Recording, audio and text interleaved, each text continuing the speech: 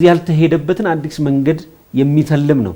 በመደመር ብዙ መድብሎችም በፖሊሲዎችም በተደጋጋሚ ናሬቲቭ ሊቀርብ እንደተሞከረው ጎረቤቶቻችንን የምናይበትን መንገድ ቀይረን እንየውስቲ በጠላትነት ፈርጀን በወታደራዊ ማዳከም በሌላውም አዳክሞ የመግዛት ይሳቤን ትተን ቀጠናውን በኢኮኖሚ በማህበራዊ በዲፕሎማሲ እና ሶፍት ፓወርን በመጠቀም በማስተሳሰር ቀጠናውን ከመግዛት ወደ መምራት መሸጋገር።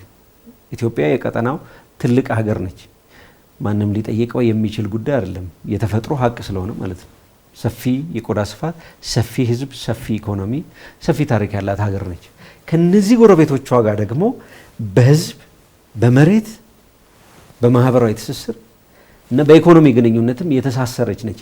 እነዚህን እስከዛሬ ያላየናቸውን ግንኙነቶች አስፍተን ከነዚህ ጋር እንቀናጅ፣ ከጎረቤቶቻችን ጋር ትስስር እንፍጠር።